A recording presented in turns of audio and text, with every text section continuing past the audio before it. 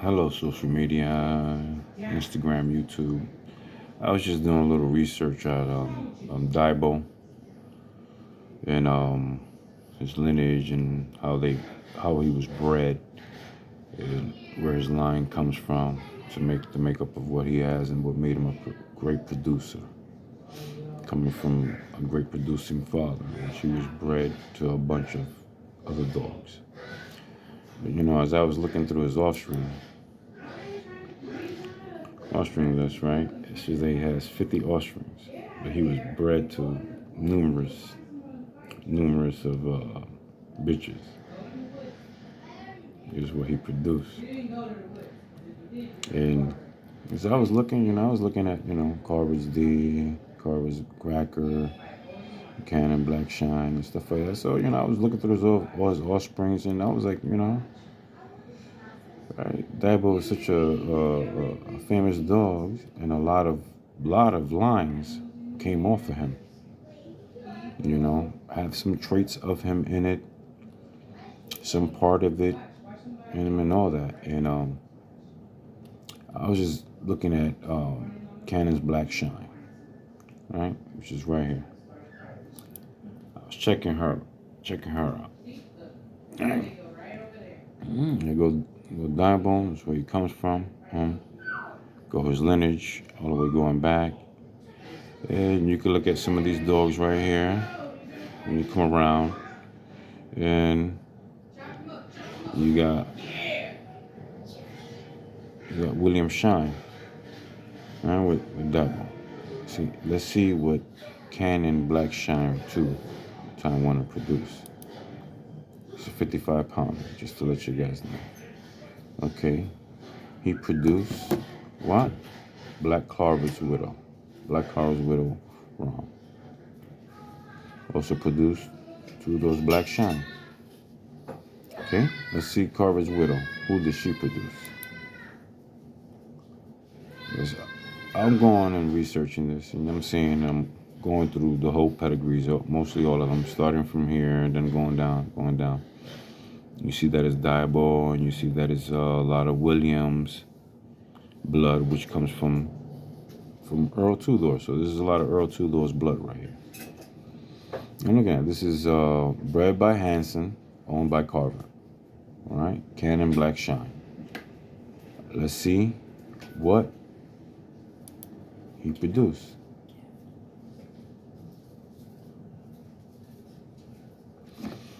As we look,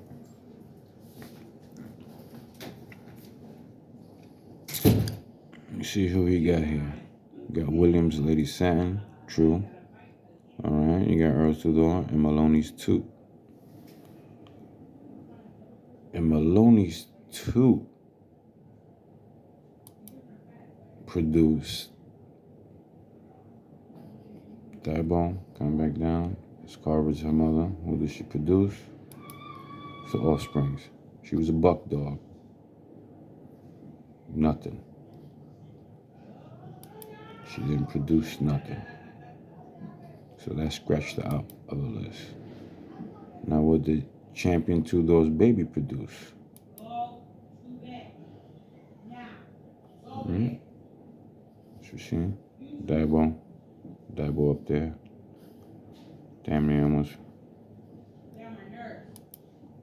The whole thing is Dibo.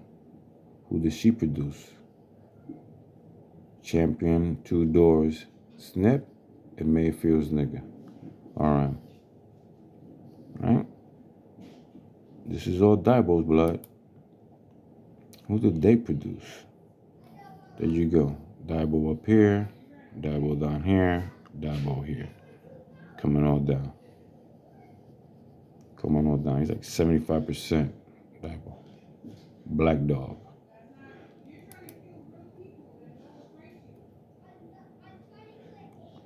Who did he produce? Mayfield Spook, Champion Plumber's Gator, Mayfield Sunshine, Gilman's Pusher, Mayfield's Bass. This Gator, a lot of people have that blood. Look what it is. Mayfield's Niggeron was bred to Williams, Satin Lady. True.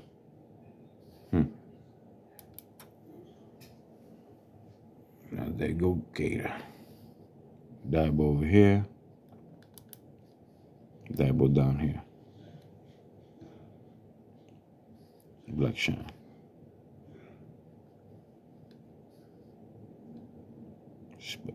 Spike. That's his son. Going black. Black Car's with him. That's Dibo's bloodline right there. And what is it? He has another son. That's his brother going into his niece cousin to making him. And you got Crenshaw, where this one comes from, going back.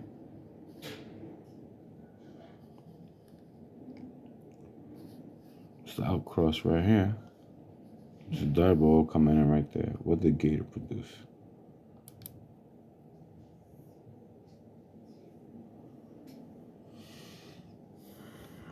There you go.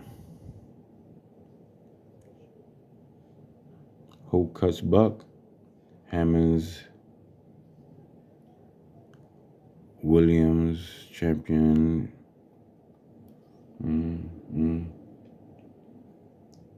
All these dogs. 13 offsprings. Gonna go with Hope cuts buck. See what he produced.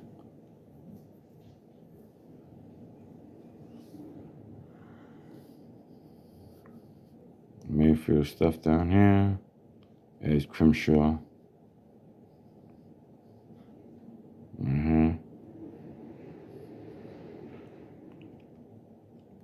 Skater's daughter. That's the outcross. A little bit of outcross out here.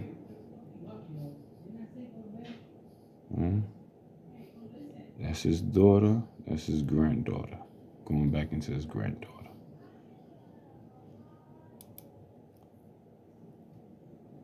What did she produce? Nothing.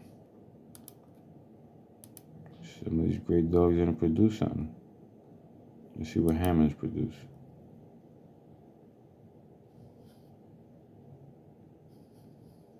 Dibo up here. Black Shine. Cotton's Bullet. We all know where Cotton Bullet come from. Where he come from? Dibo. Coming all up here. Offsprings. One.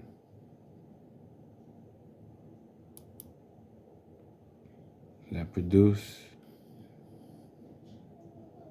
Look where it's coming from. Look where it's coming from. It's a lot of Gator. A lot of Gator up in here. What this Gator brings.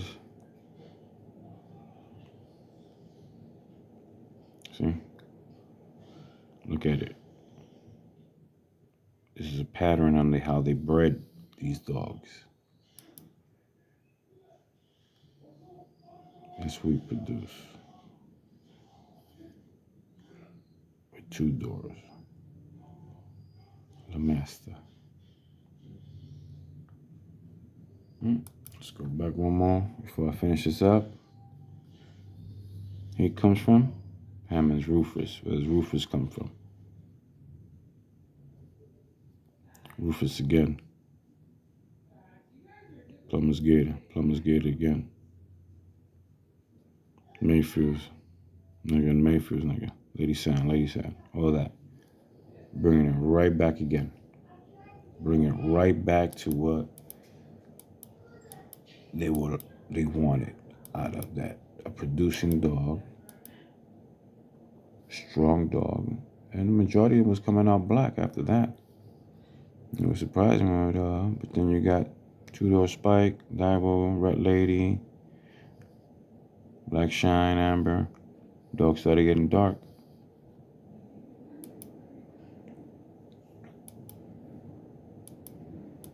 It's just a little something just to show you, just what I was just looking at.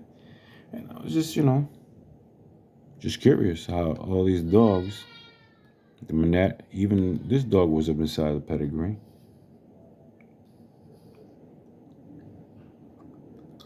And you got Hands with Clancy, 5-time winner, 1-time loser. Got a lot of great dogs that came out of him. A lot of great dogs, you know? And a lot of these dogs created their own bloodline, their own line of families. So when you trying to breed good dogs, trying to bring out the best qualities, go back to the history from how they was doing it, the pattern, how they was doing it. Even though they used Dibo in many different bitches. You know, some of them was his daughters, back to his daughters, some of them was granddaughters or nieces, you know, in some form of a line. Just to block, just to keep a certain trait.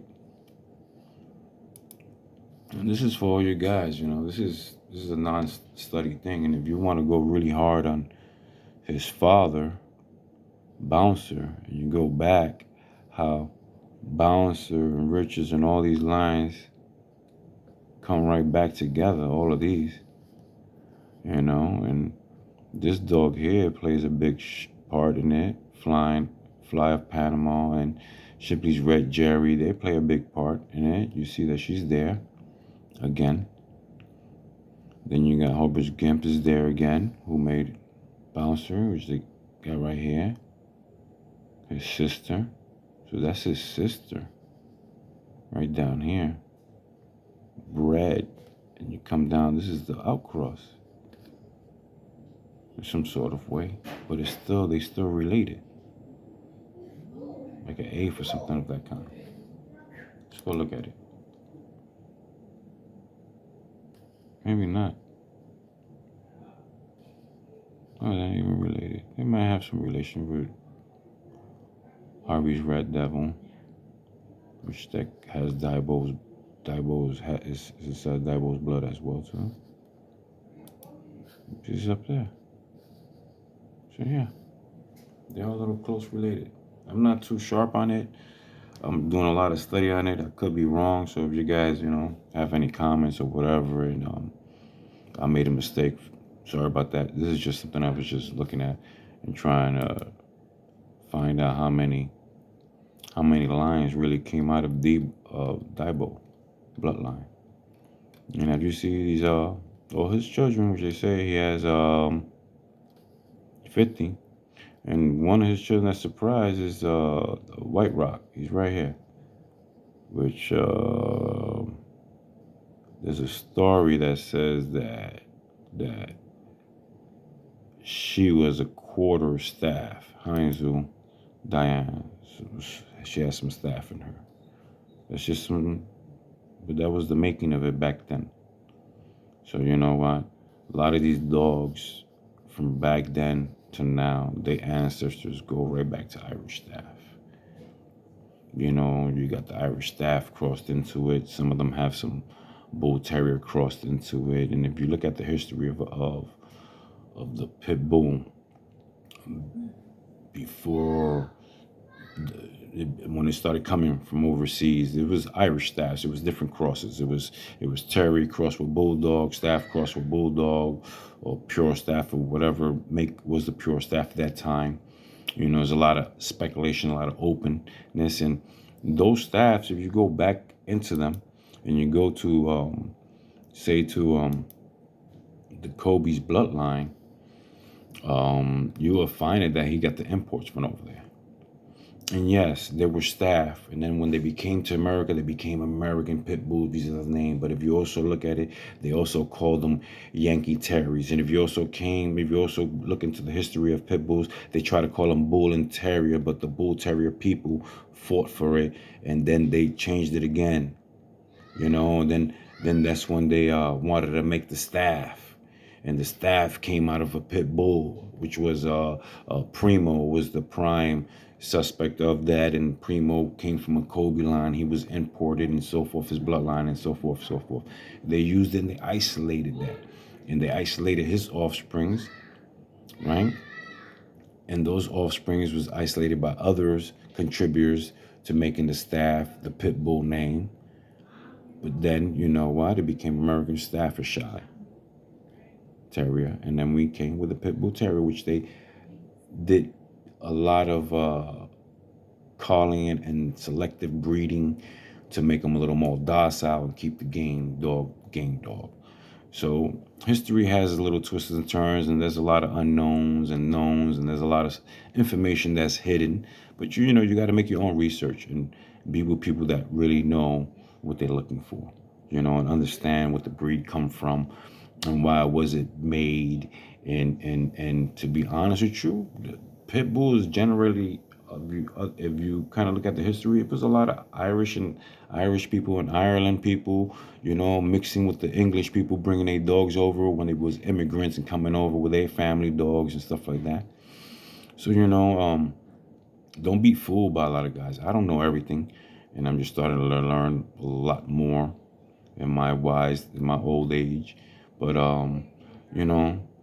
think about it before you get into it and understand what are you getting into when you get into American Pit Bull Terriers, and what was their history about, and what was they bred for, and what was foundation stock, and what was game stock. You got to know this in family traits and family dog lines. Like Dibo had his several different family bloodlines that probably Earl Tudor kept, and a lot of these other guys kept and blended in with different bloods.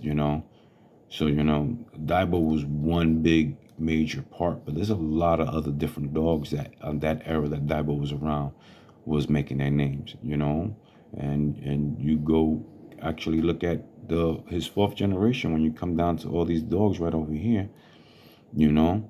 What did they produce besides Dibo's that came out of the bloodlines?